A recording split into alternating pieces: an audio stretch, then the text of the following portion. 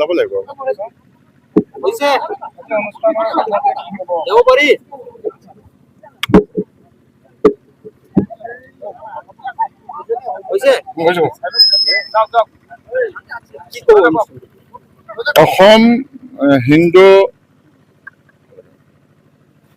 অসম সনাতনী ধৰ্ম সংসদৰ উদ্যোগত আৰু ভাৰত সেৱাশ্ৰম সংঘৰ তত্বাৱধানত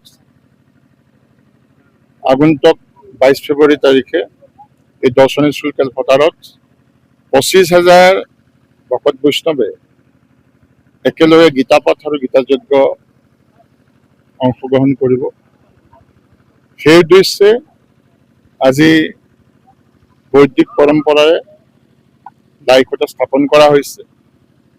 আমাৰ তুলসীদাস গোস্বামী প্ৰমুখকে ধৰি আমাৰ যিসকল ধৰ্মগুৰু আছে, আধ্যাত্মিক গুৰু আছে, ৰাষ্ট্ৰীয় স্বয়ংসেৱক সংঘৰ নগাঁৱৰ বিভাগ প্ৰচাৰক ৰাজেশ বৰাকদাৰকে প্ৰমুখ কৰি নগাঁৱৰ বিশিষ্ট নাগৰিকসকল আছে, ধৰ্মৰ লগত জড়িত সদায় সচেতন হোৱা ৰাইজসকল আছে।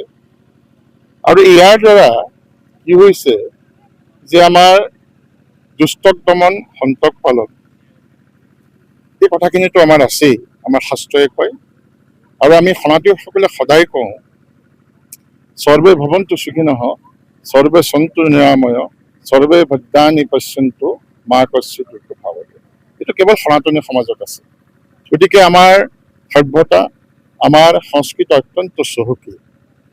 এই আমাৰ সভ্যতা সংস্কৃতি আমাৰ সকলোৰে মাজত আমি জগাব লাগিব।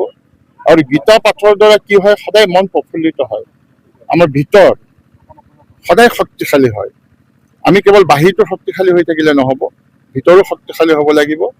আৰু যেনেকৈ ভগৱান শ্ৰীকৃষ্ণই অৰ্জুনক কুৰুক্ষেত্ৰত যিখিনি কথা কৈছে সেইখিনি হৈছে গীতা।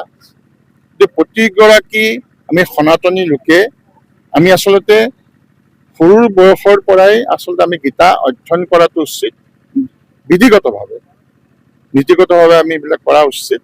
আৰু তাৰ দ্বাৰা কি হয়, আমাৰ সমাজত বিশৃংখলাটো নাইকিয়া হয়।